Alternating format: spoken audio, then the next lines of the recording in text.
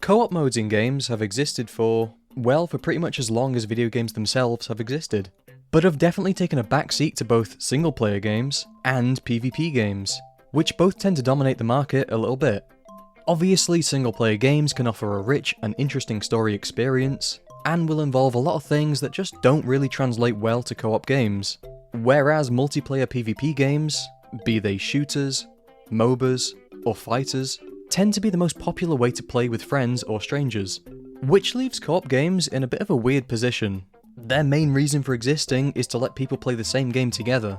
However, the key difference is that in a co-op game, everyone is working together towards the same goal, rather than against each other. And now more than ever, we're seeing a lot of these games popping up and bringing players together for some good old-fashioned teamwork and camaraderie. But this genre isn't without its faults. They can't all be a puzzle game about funny little robots after all. So what is it that adds this fun factor to the genre? Why do we love co-op games? Teamwork is the bread and butter for a co-op game. I mean, it has to be, for a genre named cooperation, really, doesn't it? One of the best examples of this is in Left 4 Dead 2, a zombie shooter game where you and 3 other allies have to make your way through various maps while killing hordes of zombies.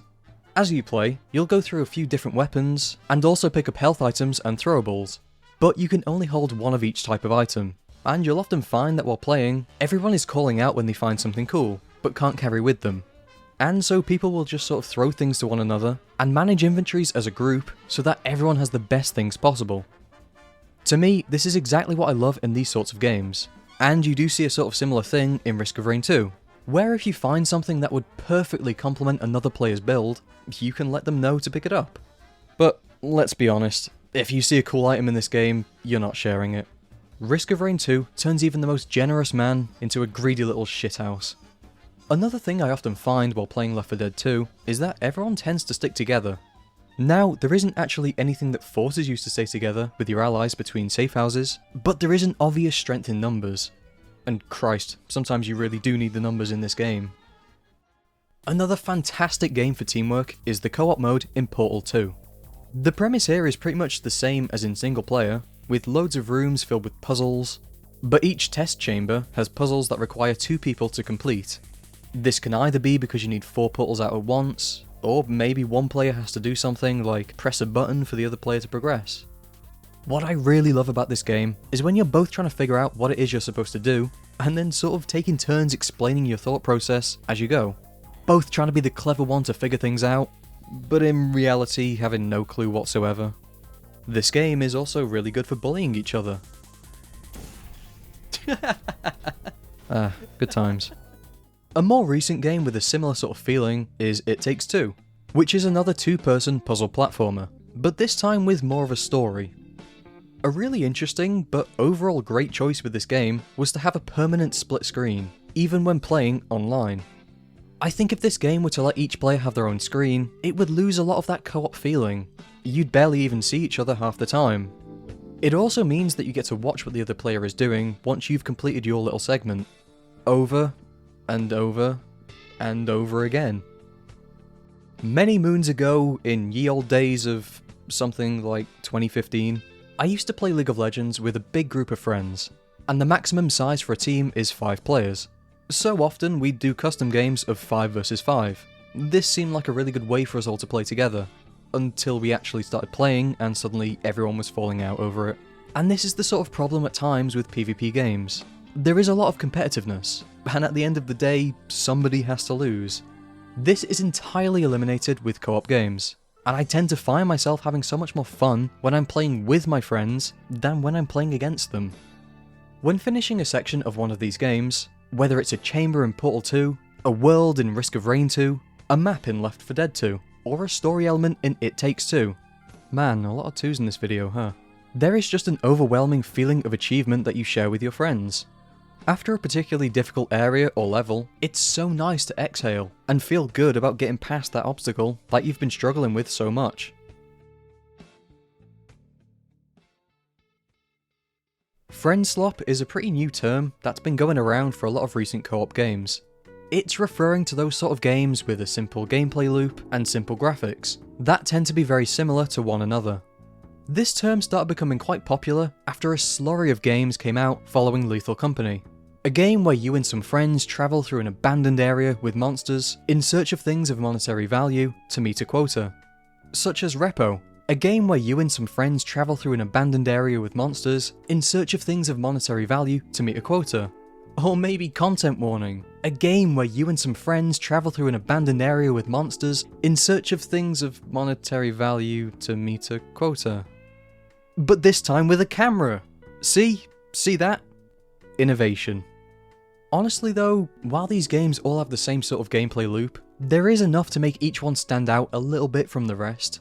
While I started out with Lethal, I saw Content Warning and thought it would be a funny little game to play with friends once we were a bit burnt out with the former.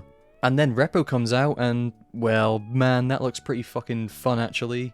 And so we mess about with that one for a while. And this cycle sort of carries on or repeats itself until you've spent more hours in these games than in most of your entire Steam library. So yes, in a way, it really is sort of slop to keep us going, but it's pretty yummy slop, so keep it coming, I guess. These games generally lead to some really funny moments though too, whether it's trolling your friend. Go on, Tink. So anyways, bye guys. Watching them do something silly. Or hearing their soul leave their body. No.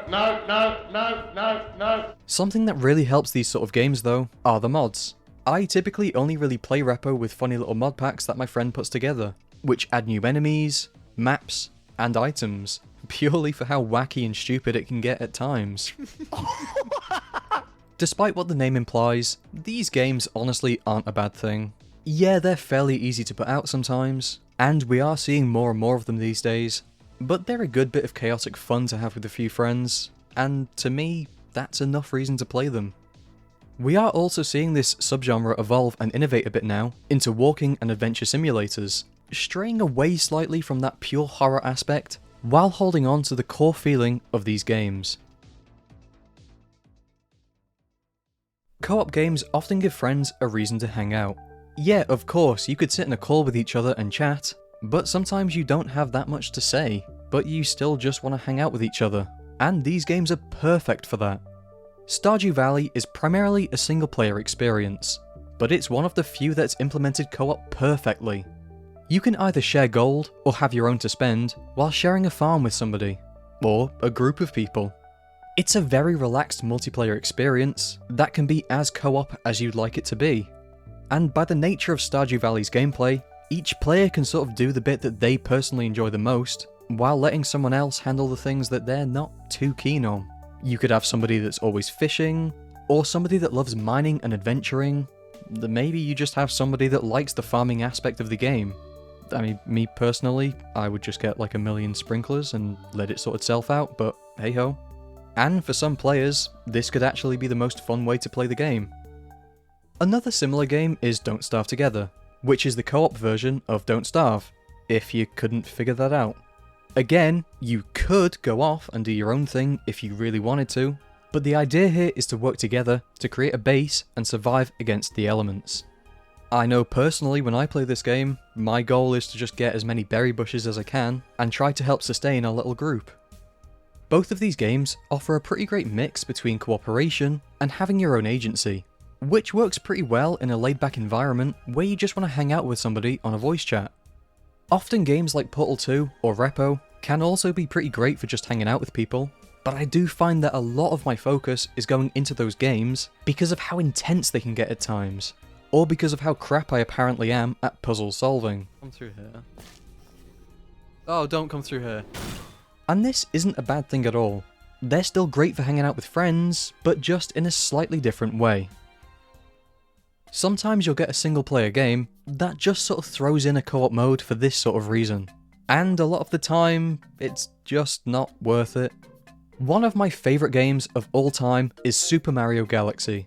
It's just a fantastic experience from start to finish, but the co-op mode adds virtually nothing to the game.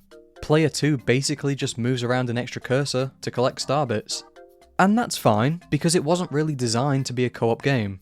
This mode probably should have been called Give Your Little Sister a Turn on the Wii. Ugh, okay fine, you can be player 2 and collect star bits, I guess. Mode. Another Mario series that does it well though is the new Super Mario Bros. Series from Wii onwards. While these games are designed to be a fun single-player experience, they also kept the co-op in mind. You know, these games were supposed to be played by siblings, or groups of friends, maybe even entire families. And while you can get in the way of each other at times, they're still genuinely a good co-op experience for when you just want to relax and hang out with somebody. Co-op games are fantastic experiences that can inspire a lot of teamwork, give a shared sense of achievement, sometimes give a little bit of chaos or a load of funny moments, while also being a great excuse to spend a little bit of quality time with some friends.